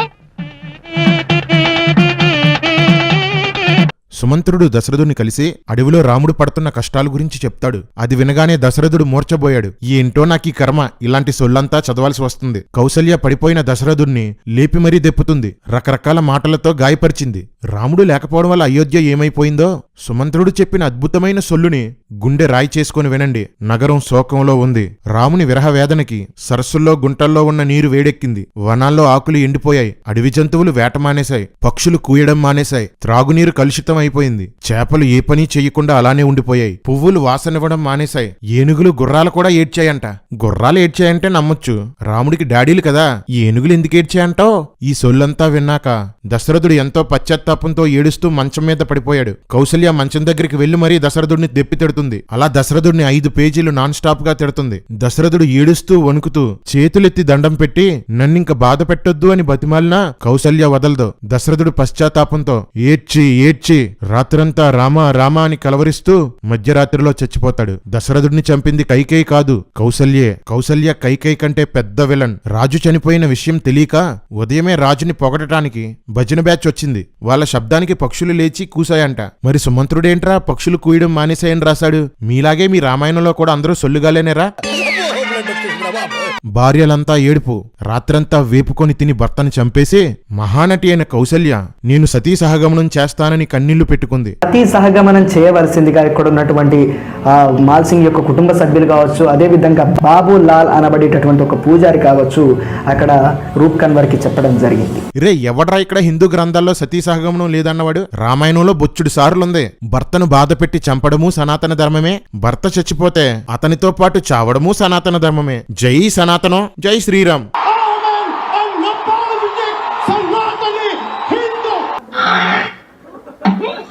రే పిచ్చి కుక్క, బైబిల్ మీద పడి ఏడ్డం కాదురా, ముందు రామాయణం చదువు. ఈ సొల్లు రామాయణం చదువు. రాజ్యంలో ప్రజలందరూ ఏడుస్తుంటారు. ముందు రోజు వరకు కామంతో నిండి దశరథుడు తన కొడుకుని అడవుల్లోకి పంపించేశాడని చెప్పుకున్నారు. ఈ రోజు దశరథుడు గొప్ప రాజు అంటూ ఏడుస్తున్నారు. దశరథుడు కుటుంబంలో ఉన్న వాళ్లే కాదు, అయోధ్యలో ఉన్న వాళ్ళందరూ కూడా అపరిచితులే. దశరథుని అంత్యక్రియలు చేయడం కోసం భరతుణ్ణి శత్రుఘ్నుణ్ణి రప్పించడానికి రథంతో మనుషుల్ని పంపిస్తారు. దశరథుడి శవాన్ని ఔషధాల్లో భద్రపరిచారు. దశరథుడు చనిపోయిన 15 రోజులకి భరతుడు అయోధ్యకు వస్తాడు. అయోధ్య వెలవెలపోవడం గమనిస్తాడు. ప్రతిరోజు అయోధ్యలో చీకటి పడుతుండగా స్త్రీ పురుషులు ఉద్యాన వనాల్లోకి వెళ్లిపోయి రాత్రంతా రతి సంయోగంతో సంతోషించి తెల్లవారుతుందనగా ఎవరి ఇళ్లకు వారు పారిపోవడం భరతుడు చూసేవాడట. కాని ఇప్పుడు ఆ ఉద్యానవనాలు ఖాళీగా ఉండడం గమనించాడు. రే ఎర్రి కుక్కలో, భార్యాభర్తలైతే శారీరకంగా కలుసుకోవడానికి వనాలకు వెళ్లరు అంటే వనాల్లో జరిగేది ఏంట్రా? వ్యభిచారమే కదా. అయోధ్య ఒక బోకు పట్టణం, అక్కడ రాత్రంతా జరిగేది వ్యభిచారమే. రామరాజ్యం కావాలి రామరాజ్యం కావాలి అంటే ఏంటో అనుకున్నాను. రామరాజ్యం అంటే రెడ్ లైట్ ఏరియాల్ని లీగల్ చేయడం అన్నమాట. ఒరే బావమర్ది, బావా నా రాజ్యం రామరాజ్యం రా. ఇక్కడ మర్డర్లుండవు, రేపులుండవు, రౌడీజం ఉండదు. ఎవత్తైనా రానంటే కదా రేప్ చెయ్యాలి, ఎవరైనా ఇవ్వనంటే కదా రౌడీసం చెయ్యాలి. అవేవి లేవు. ఏం చెప్పావు బావా? నువ్వు రాముడివి, నేను రామదాసుని. జై శ్రీరామ్. తండ్రి మరణ వార్తని కైకేయి భరతుడికి చెప్పింది. వెంటనే భరతుడు నేలపై పడి దొర్లి ఏడ్చాడు. కైకేయికి మాత్రం ఏ బాధ లేదట. మంచి భార్యలు, మంచి కుటుంబం. రాముణ్ణి త్వరగా పిలిపించు, నాకిక అతనే గతి అని భరతుడు అంటాడు. ఇంకెక్కడ రాముడు, అతన్ని 14 సంవత్సరాలు వనవాసానికి పంపేశాను అంటుంది. భరతుడు ఇంకా దుఃఖపడి ఏడ్చి కైకేయిని నోటికి వచ్చినట్లు తిడతాడు. రాముని తీసుకువచ్చి రాజ్యం అతనికి ఇస్తాను అంటూ భరతుడు ఏడ్చి చెప్పండి గాయస్, మూర్చపోయాడు. స్పృహలోకి వచ్చి కౌసల్య దగ్గరకు వెళ్లి, నేను రాజ్యం కోరలేదు, వనవాసం విషయం నాకు తెలియదు, అంతా కైకేయే చేసిందని కుమిలి ఏడ్చి, గాయస్ మూర్చపోయాడు. దశరథుడి శవాన్ని చితిపై పడుకోబెట్టి భరతునితో తలకొరివి పెట్టించారు. పిండం పెట్టి 10 రోజులు మైలు తర్వాత 11వ రోజున స్నానం చేసి పెద్ద కర్మ చేశాడు. ఈ మైళ్ళు దినాలు రామాయణంలో నుండి వచ్చినవే. ఏడుస్తున్న భరతుణ్ణి చూసి శత్రుఘ్నుడు కూడా మూర్చబోయాడు. చావండి హే ఎందుకు పుడతారో కూడా తెలియదండి మనుషులు కొంతమంది. కోపంతో శత్రుఘ్నుడు మందర దగ్గరకు వెళ్లి ఆమెను ఈడ్చుకుపోతాడు. భరతుడు అడ్డుపడి, నేను కైకేయిని చంపేద్దును, కానీ అలాంటి పని చేస్తే రాముడు నాతో మాట్లాడడం మానేస్తాడని చంపలేదు అంటాడు. లేదంటే తల్లిని లేపేద్దుడనమాట. అందరూ తేడాగాలేరా మీ రామాయణంలో? భరతుడు మంత్రులందరినీ పిలిచి, నాకు పట్టాభిషేకం వద్దు, నేను వనవాసానికి వెళ్లిపోయి రాముణ్ణి రాజుగా చేస్తాను అని చెప్తాడు. రాముణ్ణి తీసుకురావడానికి రోడ్లు వేయమంటాడు. మొక్కలు, చెట్లు, శిబిరాలు అన్నీ సిద్ధపరుస్తారు. ఇక ఇక్కడి నుండి సొల్లు పీక్స్, లాజిక్ వీక్స్. ఉదయమే లేచి భరతుడు రథమెక్కాడు. అప్పటికే భరతుడు నారచీరలు కట్టుకుని జడ వేసుకుని ఉన్నాడు. అతని వెనకాల 9,000 ఏనుగులు, 60,000 రథాలు, 1,00,000 మంది గుర్రాల మీద వెంబడించారట. దశరథుని భార్యలు వేరే రథాలెక్కి బయలుదేరారట. చిన్న పెద్ద తేడా లేకుండా అన్ని కులాల వారు ఈ రథాలని వెంబడించారట. ఎంత తక్కువగా లెక్కేసుకున్నా 3 లక్షల మంది పైనే ఉంటారు. రాముణ్ణి పిలవడానికి ఇంతమందా? రాముణ్ణి ఎలా హైలైట్ చేయాలో తెలియక రచయిత ఎలా పడితే అలా రాసేశాడు. కానీ అన్నీ రాముణ్ణి అంతకంతకు మూర్ఖుడిలా చూపిస్తాయి. భరతుడు దారిలో రాముని భక్తుడైన గుహుడిని కలుసుకుంటాడు. రాముడు చెప్పిన మాటలను బట్టి అతడు వెనక్కి రాకపోవచ్చు అని గుహుడు భరతుడితో అంటాడు. ఆ మాట వినగానే తట్టుకోలేక భరతుడు, గాయస్ మూర్చపోయాడు. ఆ రాత్రి ఆ 3 లక్షల మంది అడవిలో గడిపి, ఏంటి 3 లక్షల మంది రాత్రి అడవిలో గడిపి, సర్లే ఉదయమే లేచారు. గుహుడు వీళ్ళందర్నీ గంగానది దాటించడానికి 500 నావలు, 100 స్వస్తిక్ ముద్రగల నావలు ఏర్పాటు చేశాడు. ఈ స్వస్తిక్ ముద్ర కూడా రామాయణం నుండి వచ్చిందే. 60,000 రథాలు, 1,00,000 గుర్రాలు, ఏనుగులు, 3 లక్షల మంది ప్రజలు 600 నావల్లో గంగానది దాటేశారంట. రే బొక్కల డాక్టర్, లెక్కలేసుకోరేంట్రా మీరు? కేవలం రథాలు దాటించడానికి ఒక్కొక్క నావ 100 రౌండ్లు వెయ్యాలిరా. మొత్తం అందరినీ నది దాటించడానికి ఒక్కొక్క నావ 700 రౌండ్లు వెయ్యాలి. ఒక రౌండ్ కి అప్ అండ్ డౌన్ 2 గంటలు తీసుకుంటే 24 గంటలు నావలు నాన్ స్టాప్ గా నడిపితే 60 రోజులు పడుతుంది. సొల్లుకు కూడా హద్దులుండాలరా. చెప్పాను కదా ఇక్కడ నుండి లాజిక్ కి లంగరేసి సముద్రంలో దించేస్తారని. భరద్వాజ మహర్షితో మాట్లాడి రాముని ఆచూకీ తెలుసుకుందామని ఆశ్రమానికి కొంచెం దూరంలో తన బలగమంతటిని ఆపేసి భరతుడు మంత్రుల్ని, వశిష్ఠుణ్ణి తీసుకొని ఆశ్రమానికి వెళ్ళాడు. రాముని చంపాలని ఉద్దేశంతో భరతుడు వచ్చాడని భరద్వాజ మహర్షి అనుమానిస్తాడు. భరతుడు అంతా వివరించి చెప్తాడు. అతనితో వచ్చిన వారు కూడా భరతుడిది తప్పు లేదని చెప్తారు. అప్పుడు భరద్వాజ మహర్షి భరతునితో, నీ మనసులో ఏముందో నాకు ముందే తెలుసు, నీ కీర్తి వ్యాపించడానికి ఇలా ప్రశ్నించాను అంటాడు. రామాయణంలో ఒక్క ఋషి కూడా స్థిరం కాదు, అందరూ సొల్లు చెప్పడమే. భరతుడిది సత్య సంకల్పమట. అందుకని రాముడు ఎక్కడున్నాడో భరద్వాజుడు ఆచూకీ చెప్పాడు. రే కుక్కలారా, ఇలా ఒకసారి రండిరా. తండ్రి మాట పాటించి అడవులకు వెళ్లిన రాముడు ధర్మం పాటించినట్లేనా? అవును, మా రాముడు ధర్మాత్ముడు. తండ్రి మాటను నేను పాటించను, రాముణ్ణి కూడా పాటించనివ్వను. నేను వనవాసం, రామునికి పట్టాభిషేకం జరిపిస్తానన్నా భరతుడు ధర్మాన్ని పాటించినట్లు అవ్వదు కదా. అంటే మరి చెప్పండ్రా ఓరకొక్కల్లారా, ఏంట్రా ఈ పిచ్చి పుస్తకం? తండ్రి మాట పాటించేవాడు ధర్మాత్ముడే, పాటించడానికి సహకరించే లక్ష్మణుడు ధర్మాత్ముడే, పాటించని భరతుడు ధర్మాత్ముడే, పాటించకుండా అడ్డుకోవడానికి వెళ్తున్న పురోహితులు, మంత్రులు కూడా ధర్మాత్ములే. ఏంట్రా ఈ పిచ్చి ధర్మం? అన్నదమ్ములు 4 విష్ణుమూర్తి అవతారాలేనట. 2 అవతారాలు సనాతన ధర్మాన్ని పాటించమంటే 2 అవతారాలు పాటించవద్దు అంటాయి. 2 అవతారాలు స్త్రీలనేమీ చేయకూడదు అంటే 2 అవతారాలు స్త్రీలను శిక్షిస్తాయి. రే, మీ సన్యాసి ధర్మం అంటే ఏంటో మీకే కాదు మీ దేవుళ్ళకి కూడా క్లారిటీ లేదురా. తో మీ బ్రతుకులు మీరు చేది నమ్మ బతుకు బురదలో పంది బతుకుతుంది, నువ్వు బతుకుతున్నావు ఎందుకురా? ఎదవన్నారు ఎదవ. భరతుడు బయలుదేరతామంటే ఈ రాత్రికి మా ఆతిథ్యం తీసుకోండి అంటాడు. చాలా మంది ఉన్నామని భరతుడు చెప్తే మొత్తం అందరినీ రప్పించండి, నా ఆతిథ్యం అంటే ఏంటో చూపిస్తానంటాడు భరద్వాజ మహర్షి. భరద్వాజుడి గదిలోనికి వెళ్లి నీళ్లు చల్లి విశ్వకర్మను, యముడిని, ఇంద్రుడిని, వరుణుణ్ణి, కుబేరుణ్ణి పిలుస్తాడు. పార్టీకి హెల్ప్ చేయమని అడుగుతాడు. వెంటనే కూలింగ్ వాటర్ నది, పల్లరసాల నదులు, చెరుకు రసం నదులు, పాల నదులు ప్రవహించుకుంటూ అక్కడికి వచ్చేస్తాయి. హాహా ఊహు అని పాటలు పాడే గంధర్వ టీం వచ్చేసింది. వచ్చింది. రకరకాల వాయిద్యాలతో ఆర్కెస్ట్రా వచ్చింది. రంభ, ఊర్వశి, మేనక, హేమ, హిమ మొదలైన 60,000 మంది అప్సరసలు వచ్చేశారు. వచ్చిన స్త్రీలు సరిపోలేదని రకరకాల చెట్లు స్త్రీలుగా మారిపోయి వచ్చేశాయి. ఒక్కొక్క మగాడికి స్నానం చేయించడానికి 8 మంది అమ్మాయిలు వచ్చారు. ఈలోపు విశ్వకర్మ పార్కులు, బిల్డింగులు, మేడలు, పరుపులు, మంచాలు అన్నీ రెడీ చేశాడు. రకరకాల ఆహార పదార్థాలు వచ్చేశాయి. పళ్ళగుజ్జులు, పానీయాలు, తేనె, మజ్జిగ, పూలమాలలు, చల్లగాలులు, మత్తు పానీయాలు, మద్యం బావులు, ఒకటా రెండా అన్నీ వచ్చేశాయి. లేడి మాంసం, వేట మాంసం, మేక మాంసం, అడవి పంది మాంసం, నెమలి మాంసం కుండల్లో వండి రాసులుగా పోశారు. ఒక్కొక్కడు మత్తు పానీయాలు సేవించి మద్యం తాగుతూ మాంసం తింటూ అప్సరసలతో ఆటలు పాటలు. అప్సరసలు తాకడంతోనే పురుషులు పరవశం అయిపోయారట. మహర్షి గారి ఆశ్రమంలో అయోధ్య ప్రజలంతా అప్సరసలతో కలిసి తపస్సు చేసుకున్నారు. రాత్రంతా రతి క్రీడలే. ఆడవాళ్లు మగవాళ్ళు అని తేడా లేకుండా అందరూ తాగి తూలి డాన్సులు, పాటలు, పరుగులు. ఒక్కొక్కడికి మందు ఎక్కువైపోయి మేము అయోధ్యకి వెళ్ళం, రాముడి దగ్గరికి వెళ్ళం, స్వర్గం అంటే ఇదే అని అన్నారు. చెప్పాను కదా, అంతా సొల్లు సొల్లు, లాజిక్కులు నిల్లు. రాత్రంతా మోగింది గల్లు గల్లు. Welcome to Sanatan night club. Unlimited మందు, విందు, పొందు. శ్రీ రాజరాజేశ్వరి వరప్రసాద మహారాజశ్రీ పసలపూడి పొంకజంగారి పరమకళా రసిక నాట్య మండలికి నేను మన్నసలి తినలేదే తల్లి. అబద్ధాలాడతావు? మన్ను తినడానికి నీకేం కర్మ పట్టిందిరా? నీకు పంచదార పూరీలు లేవా? నీకు మిరపకాయ బజ్జీలు లేవా? నీకు వేడి వేడి బొబ్బట్లు లేవా? లడ్డు మిఠాయి నీకు రమ్యముగా చేయిస్తే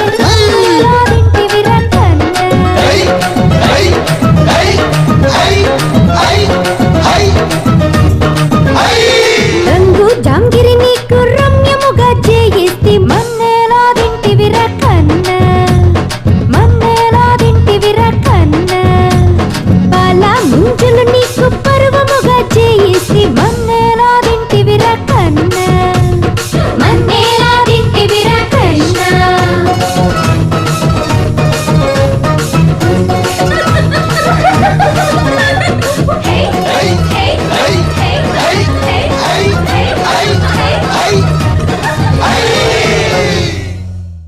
మీది రామాయణం కాదురా, రేవాయణం, కామాయణం, సురాపానీయం. రండ్రా ఇరుకుకల్లారా. ఏంట్రా మీ ఋషి రేవు పార్టీ ఇస్తున్నాడా? అందుకేనేట్రా మీ స్వామీజీలందరూ పగలు పవిత్రులు, రాత్రులు రసికులుగా మారిపోతారు. ఇదరా సనాతన ధర్మం అంటే? అంతేగా అంతేగా.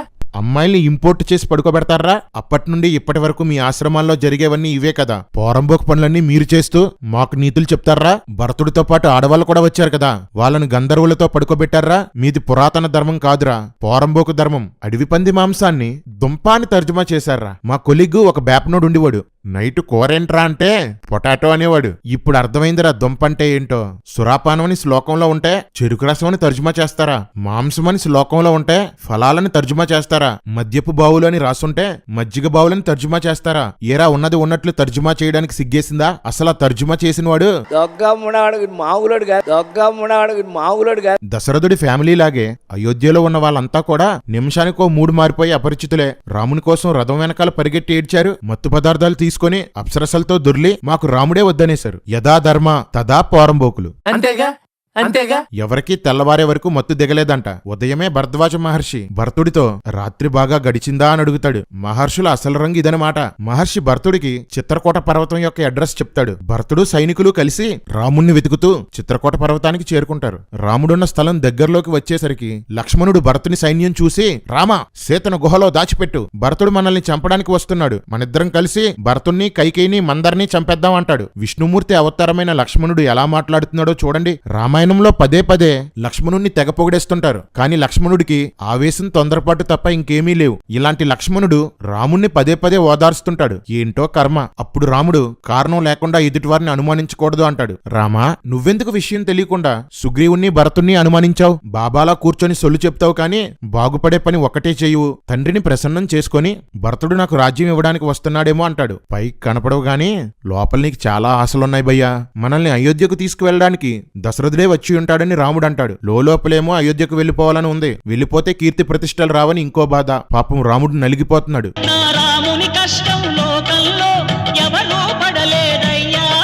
మొత్తానికి భరతుడు పర్ణశాలకు వెళ్ళాడు. భరతుడి కంటే ముందు దొడ్డిదారిలో రాముడు, సీత, లక్ష్మణుడు పర్ణశాలలోకి వెళ్లిపోయి ప్రశాంతంగా కూర్చొని ఉన్నారు. అక్కడ రాముడికి ఎలివేషన్ ఉంటుందండి. సముద్ర జలముల వరకు వ్యాపించి ఉన్న సమస్త భూమండలానికి ప్రభువైన రాముడు అని రాశారు. రే, అప్పటికి రాముడు అయోధ్యకు కూడా రాజు కాదురా.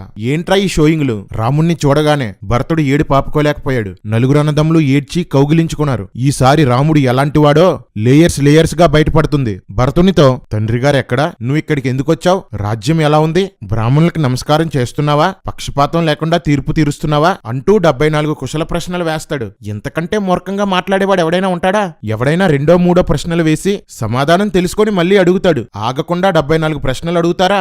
అలా మాట్లాడేవాడు రాముడా, మూర్ఖుడా? పైగా ఆ ప్రశ్నలన్నీ రాముడికే రాజ్యం పరిపాలించడం వచ్చు అన్నట్లుగా గొప్ప చెప్పుకున్నట్లుంటాయి. ఇంకో జోక్ ఏంటంటే, భరతుడు అయోధ్యకు వచ్చి 1 నెల రోజులు కూడా అవ్వలేదు. అంతలోనే రాజ్యంలో 74 విషయాలు ఏం చేసేస్తాడు? ఇప్పుడు కర్రిగాడొచ్చి యోబు గ్రంథంలో యెహోవా వచ్చి యోబుని ప్రశ్నల మీద ప్రశ్నలు అడగలేదా అంటాడు. రే కర్రీ, దేవుడు మనిషిని నిలదీస్తూ ప్రశ్నించడం, మనిషిని కుశల ప్రశ్నలు అడగడం రెండూ ఒకటేనారా? మనిషికి దేవుడికి తేడా తెలియకే కదరా మీ ధర్మం మనుషులను దేవుళ్ళను చేసింది, దేవుళ్లను వ్యభిచారులు చేసింది. మనుషులు చేసిన దేవుళ్ళారా, పాపాలను ఉండ్రాళ్ళుగా చేసి మోసాలను జిల్లేళ్లుగా పోసి ఇలవేలుపుగా ఊరేగించారు. ఈ మహానుభావులు ప్రజల కళ్ళకే గంతలు కట్టారు. రాముడు ఎప్పుడు ఆపుతాడా అని చూసి గ్యాప్ దొరకగానే, నాకు పట్టాభిషేకం అవ్వలేదు, నీ మీద బెంగతో తండ్రి గారు చనిపోయారు అని చెప్తాడు. ఆ మాట వినగానే రాముడు గాయ్స్ మూర్చపోయాడు. జై శ్రీ మూర్ఛ రామాయణ మహా. రాముడు కోలుకొని తండ్రి కోసం విలపించి పిండం పెట్టి స్నానాలు చేసి రామలక్ష్మణులు ఆశ్రమంలోనికి వచ్చారు. అంతలో వారి తల్లులు లోపలికి వచ్చి రాముని అవతారాన్ని చూసి గొల్లుమని ఏడ్చారు. రే, లక్ష్మణుడు కూడా వనవాసంలోనే ఉన్నాడు కదరా, అతన్ని చూసి ఎందుకు ఏడలేదు? నిజానికి సేవలన్నీ చేసేది అతనే కదరా. రాముడికి డబ్బా కొట్టడానికి రాసిన సొల్లు పురాణం రైది. రాముడు తల్లులను చూసి వాళ్ళ పాదాలకు నమస్కారం చేస్తుంటే తల్లులు రాముడి వీపుపై నిమురుతూ అక్కడున్న ధూళి తుడిచారంట. రే ఎరికొక్కలో, ఇప్పుడే కదరా స్నానం చేసి వచ్చాడు, ధూళి ఎక్కడి నుండి వచ్చిందిరా? సొల్లు రాతలో సొల్లు పుస్తకము. భరతుడు రాముణ్ణి అయోధ్యకు రమ్మని చేతులెత్తి కాళ్ళు మొక్కి చాలాసేపు బ్రతిమాలుతాడు. నాకు తండ్రి ఆజ్ఞే ముఖ్యమని. రాముడు రానంటాడు. నీ బదులు నేను వనవాసంలో ఉంటాను, నా బదులు నువ్వు అయోధ్యకు రాజుగా ఉండు అని భరతుడు రాముణ్ణి ఎంత వేడుకున్నా రాముడు మాత్రం ఒప్పుకోడు. నువ్వు కూడా తండ్రి ఆజ్ఞ పాటించు అని చెప్తాడు. రే ఎర్రిగొడ్లు, ఇప్పుడు రాముడు చెప్పింది సరిగ్గా వినండ్రా. ధీరుడైన పురుషుడెవడో విలపించకూడదు, ఏడవకూడదు అంటాడు. తర్వాతి కాండాల్లో ప్రతిదానికి రాముడు ఏడవడం, విలవిలా విలపించడం చూస్తారు. అంటే రామాయణం ప్రకారం రాముడు ధీరుడు కాదు, ధర్మబుద్ధి దయాళుడైనవాడు, స్వర్గానికి వెళ్లాలనుకున్నవాడు, పెద్దల ఆజ్ఞలు పాటించాలని రాముడు అంటాడు. కాని భరతుడు దశరథుని ఆజ్ఞ పాటించలేదు, తాను పట్టాభిషిక్తుడు అవ్వలేదు. అంటే రామాయణం ప్రకారం భరతుడు ధర్మాన్ని పాటించలేదు. అంటే స్వర్గం నుండి అవతారంగా వచ్చిన భరతుడు స్వర్గానికి వెళ్లే అర్హతను కోల్పోయాడన్నమాట. ఫ్యామిలీ మొత్తం ఆడామగాని తేడా లేకుండా ధర్మం తప్పి బ్రతుకుతున్నారన్నమాట. ఇదండి రామాయణం. వినండి ఈ సొల్లు పురాణం. వినుడు వినుడు రామాయణ గాథ వినుడి మనసారా. తల్లి ఎంత దుష్టురాలైనా తల్లిని చంపడం ధర్మం కాదని భరతుడు అంటాడు. కాని దశావతారాల్లో ఒకటిగా చెప్పుకునే పరశురాముడు గండ్రగొడ్డలితో తల్లి తల నరికి చంపేశాడు. రే ఎవడ్రా ఇంతకీ మీ ధర్మంలో ధర్మాత్ముడు? ఇది ధర్మమని బోధించే బాబాల దగ్గర నుంచి ఈ ధర్మాన్ని పాటించకపోతే చంపుతామనే మతోన్మాదుల వరకు అందరూ ధర్మం తప్పిన వాళ్లేరా. మొత్తం స్క్రాప్ ఇక్కడే ఉందేంట్రా? ఇక్కడ భరతుడు రాముడికి లేని రామలక్షణాలు చెప్తాడు. రాముడు దుఃఖానికి కృంగిపోడట, సొల్లు. సంతోషానికి పొంగిపోడట, మళ్ళీ సొల్లు. రాముడు దేనికి పరితపించడట, సొల్లు ప్రో. ఎట్టి బాధలకు చెలించడట, సొల్లు మ్యాక్స్. ఇందాక నేను చెప్పాను కదా పట్టాభిషేకంలో ఒక విషయం చెప్తానని, జాగ్రత్తగా వినండి. రండి బాబు రండి, ఇప్పుడేం జరిగిందో మీరే చూడండి. చిత్రకోట థియేటర్లో డ్రామా రాముడు. రే ఎర్రి ఎద్దులు, బురదలో పందులు, వినండి. రాముడు భరతునితో దశరథుడు కైకేయిని వివాహం చేసుకునే సమయంలో కైకేయికి పుట్టిన వాడికే రాజ్యాధికారం ఇస్తాను అని కైకేయి తండ్రికి మాట ఇచ్చాడు అని చెప్తాడు. ఈ ఒక్క మాటతో దశరథుని కుటుంబమంతా ధర్మ విరుద్ధమైనదని తేలిపోతుంది. మావగారికి మాటిచ్చి కూడా కైకేయి కొడుకైన భరతుడికి పట్టాభిషేకం చేయకుండా రాముడికి పట్టాభిషేకం చెయ్యాలనుకున్న దశరథుడు ధర్మం తప్పాడు. దశరథుడు కైకేయి తండ్రికి మాట ఇచ్చిన విషయం రాముడికే తెలిసిందంటే కౌసల్యకు కూడా తెలిసే ఉంటుంది. రాత్రి పగలు కలిసి పడుకునే లక్ష్మణుడికి తెలిసే ఉంటుంది. భర్త ఇచ్చిన మాటకు వ్యతిరేకంగా రాముడు రాజవ్వాలని కోరుకున్న కౌసల్య కూడా ధర్మం తప్పింది. దశరథుడు రాముడు పుట్టకముందే మాటిచ్చాడు కాబట్టి న్యాయంగా సింహాసనం మీద కూర్చోవలసింది భరతుడే. అలాంటిది రాముడికి పట్టాభిషేకం చేయడానికి భరతున్నే చంపేద్దామనుకున్న లక్ష్మణుడు కూడా ధర్మం తప్పినవాడే. రే రాముణ్ణి తీసుకురండ్రా. రామా, దశరథుడు మాట ఇచ్చిన విషయం తెలిసి కూడా రేపే నీకు పట్టాభిషేకమని దశరథుడు నీతో చెప్తే భరతుణ్ణి కదా రాజుని చెయ్యాలని చెప్పడం మానేసి ముత్తైదులా మంగళ స్నానం చేసి రెడీ అయిపోతావా? రాజ్యం తీసుకుందామని నక్క వినయం నటించావు. మధ్యలో కైకేయి అడ్డుపడడంతో తండ్రి మాట తొక్క అంటూ కబుర్లు చెప్పావు. నువ్వు దశరథ రాముడివి కాదు, దొంగ రాముడివి, దగారాముడివి. దశరథుడు కైకేయికి ఆమె తండ్రికి మాట ఇచ్చాడని విషయం తెలిసి కూడా తండ్రి మాటని పాటించని భరతుడు కూడా ధర్మం తప్పినవాడే. రే ఎర్రికర్రి, ఇంకెవడ్రా నీ రామాయణంలో ధర్మం పాటించినవాడు? దొంగన కొడుకులండి, దొంగన ఎవరిని నమ్మడానికి వీల్లేదు, ఎవరిని నమ్మడానికి వీల్లేదు. నువ్వెళ్లి పట్టాభిషేకం చేసుకుంటేనే దశరథుడు సత్యవంతుడవుతాడని భరతునితో రాముడు చెప్పాడు. వశిష్ఠుడు రాముని వంశావళి చెప్తూ అయోధ్యని నువ్వే పరిపాలించని రాముడితో చెప్తాడు. అయినా రాముడు ఒప్పుకోకపోవడంతో భరతుడు నిరాహార దీక్షకి కూర్చుంటాడు. అప్పుడు అంతరిక్షంలో అదృశ్యులుగా ఉన్న ఋషీశ్వరులు, రాజర్షులు భరతునికి ప్రత్యక్షమై రాముడు వనవాసంలో ఉంటేనే ఒక గొప్ప కార్యం జరుగుతుందని చెప్తారు. రే ఏంట్రా ఈ సొల్లు? ఉన్న సొల్లుగాలతోనే చేస్తుంటే వీళ్ళెవర్రా మధ్యలో? ఇక భరతుడికి చేసేది లేక రాముడు వనవాసం చేయడానికి ఒప్పుకుంటాడు. ఇక దశరథుడు కైకేయికిచ్చిన మాటల్లో మిగిలినది భరతుని పట్టాభిషేకం. కైకేయి కూడా రాముడి దగ్గర భరతుణ్ణి పట్టాభిషేకం చేయించాలని మాట తీసుకుంది. భరతుడు పట్టాభిషేకం చేసుకుంటేనే రాముడు మాట తప్పని వాడవుతాడు, తండ్రిని మాట తప్పని వానిగా చేస్తాడు. భరతుడు రాముడితో నువ్వు వనవాసం చెయ్యి, నేను నీ బంగారు చెప్పులు తీసుకొచ్చాను, వాటిని తొడుక్కొని వెంటనే తీసి ఇస్తే వాటిని సింహాసనంపై పెట్టి వాటికి పట్టాభిషేకం చేస్తాను అంటాడు. రాముడు నిజంగానే గొప్ప వంశంలో పుడితే ధర్మాత్ముడైతే అలా కుదరదు, నువ్వే రాజుగా పట్టాభిషేకం చేసుకో, కావాలంటే వనవాసం తర్వాత నేను రాజుగా పరిపాలిస్తాను అనాలి. కాని రాముడు ఒక్కసారంటే ఒక్కసారి కూడా అది తప్పని కాని అలా చేయకూడదని కాని నిన్నటిదాకా తండ్రి కూర్చున్న సింహాసనం మీద నా చెప్పులు పెడతావా అని కాని ఇంత రాజ్యానికి చెప్పుల్ని రాజుగా చేస్తావా అని కాని ఒక్క మాట అనలేదు. వెంటనే భరతుణ్ణి కౌగిలించుకొని తన చెప్పులిచ్చేస్తాడు. ఇంకేం తండ్రి మాట నెరవేర్చాడ్రా మీ రాముడు? ఇంకేం రాజ్యాన్ని త్యాగం చేశాడ్రా? మా రాముడు తండ్రి కోసం వనాలకు వెళ్ళాడు, సీత కోసం యుద్ధాలు చేశాడని చెప్తారేంట్రా? మీ రాముడు మాట తప్పిన మోసగాడు, రాజ్యాధికారం లాక్కున్న దొంగ. శృతి నాదే, రివాల్వర్ నాదే. కాదు కాదు, వనవాసము నాదే, పట్టాభిషేకం నాదే. ధర్మం తప్పిన భరతుడు నెత్తిమీద చెప్పులు పెట్టుకుని రథంలో కూర్చొని భరద్వాజ మహర్షి ఆశ్రమానికి, అదేనండి రేవు పట్టి చేశాడు కదా, అక్కడికి వెళ్తాడు. భరద్వాజుడితో వశిష్ఠుడు రాముడి దగ్గరికి వెళ్లి నీ చెప్పులు భరతునికిస్తే వాటికి పట్టాభిషేకం చేస్తాడు, నువ్వు వచ్చిన తర్వాత రాజ్యాన్ని పరిపాలిద్దుగాని అని అడిగి రాముని చెప్పులు తీసుకుని నాకు ఇచ్చాడు అని చెప్తాడు. రే వాల్మీకి మందేసి రాశాడా ఏంట్రా? అక్కడేమో భరతుడు అడిగాడని రాశాడు, ఇక్కడేమో వశిష్ఠుడు అడిగాడని రాశాడు. రే మీరు రామాయణాన్ని మార్చేస్తుంటారు కదా, ఏం చూసుకో లేదా? ఇది కూడా మార్చేయండిరా. రామాయణాన్ని మార్చేసి ధర్మాన్ని కాపాడుకోండిరా పోరంబోకుల్లారా. అవునరా మాడా, ఈ 2 రోజులు ఆ 3 లక్షల మంది ఏం తిన్నారా? అవును, రామాయణంలో లాజిక్లు ఉండవు కదా. వెంటనే భరద్వాజ మహర్షి భరతునితో నీవు ధర్మాన్ని ఎరిగి బాగుగా ధర్మాన్ని పాటించిన ధర్మాత్మునివి అని పొగుడుతాడు. రే పోరంబోకుల్లారా, ఏంట్రా ఈ తిక్క రామాయణం? తండ్రి మాటని జరగనివ్వకుండా చెప్పులతో పాలన చేస్తానన్నవాడు ధర్మాత్ముడా? అందరూ వినండి, సనాతన ధర్మం అంటే స్త్రీలను గౌరవించడం కాదు, తండ్రి మాట వినడము కాదు. రాముడు ఏం చేస్తే అదే సనాతన ధర్మం. సింపుల్ గా చెప్పాలంటే రాముడి సంకనాకడమే సనాతన ధర్మం. జై శ్రీరామ్. భరతుడు అయోధ్యకు వెళ్లి చెప్పులను సింహాసనం మీద కూర్చోబెట్టి పట్టాభిషేకం చేసి పూజ చేస్తూ గొడుగు వేస్తూ చెప్పులకు గాలి విసురుతూ వచ్చిన కానుకలను చెప్పులకు సమర్పించేవాడు. ఏ పని ఉన్నా సలహాలు కావాలన్నా చెప్పులను అడిగేవాడట. రే ఇక్కడ ఎవడ్రా ఎర్రోడు? చెప్పులను సలహా అడగడమేంట్రా? భరతుడు ఎర్రోడా? అయోధ్య మంత్రులు ఎర్రోల్లా? కోసల రాజ్యంలో ప్రజలు ఎర్రోల్లా? మా ఊర్లో అప్పలమ్మ కొట్లో ఉంటాయి పప్పలో, మా ఊర్లో అప్పలమ్మ కొట్లో ఉంటాయి పప్పలో, రామాయణం నిండా ఉంటారు ఎర్రిపప్పలో. జై సనాతన్, జై శ్రీరామ్. వనవాసం ఎలా పాటించాలో తెలిసిన రాముడు తన తల్లితో నేను మనుషులకు దూరంగా వనాల్లోకి వెళ్లి మాంసం విసర్జించి కేవలం శాకాహారమే తిని 14 సంవత్సరాలు బ్రతుకుతాను అంటాడు. వనవాస ప్రారంభంలో గుహుడు రాముడి కోసం రకరకాల పదార్థాలను వండి తెస్తే ఈ 14 సంవత్సరాలు నేను ఓన్లీ వెజిటేరియన్ అంటాడు. ఎందుకంటే వనవాసంలో మాంసం తినకూడదు, తింటే అది వనవాసం కాదు. కానీ రాముడు వనవాసం ప్రారంభించిన వెంటనే మాంసం తినడం ప్రారంభించేశాడు. బంధువుల దృష్టిలో, స్నేహితుల దృష్టిలో మాంసాహారం మానేసినట్లు షోయింగ్. అరణ్యంలో మాత్రం 3 లొట్లేసుకొని అన్ని రకాల మాంసాలు తినేశారు. రామా, నువ్వు నవ్వుల రాముడివి కాదు, నాటకాల రాముడివి. ఘోరం ఏంటంటే రాముడు వనవాసం చేస్తున్నందుకు రాముడి మీద ప్రేమతో భరతుడు నందిగ్రామంలో ఉండిపోయి 14 సంవత్సరాలు మాంసాహారం మానేసి బక్క చిక్కిపోయాడు. రాముడు మాత్రం రోజూ మాంసం తిని తిని బలిసిపోయాడు. రాముడు ఎంత మోసగాడో చూడండి. తండ్రితో వనవాసానికి వెళ్తున్నానని మాట ఇచ్చి మీట్ పార్టీకి వెళ్ళాడు. తండ్రికిచ్చిన మాట తప్పాడు, తల్లితో అబద్ధాలు చెప్పాడు, తమ్ముణ్ణి మోసం చేశాడు, తన చెప్పుల్ని సింహాసనం ఎక్కించుకున్నాడు. రామ, నీ పేరు తెలుగులో కంటే ఇంగ్లీష్ లోనే సరిగ్గా సరిపోతుంది. అన్నా, రాముడి పేరు ఇంగ్లీష్లో ఏంటి? రా అంటే కమ్, 3 అంటే 3, రాముడు అంటే కంత్రి.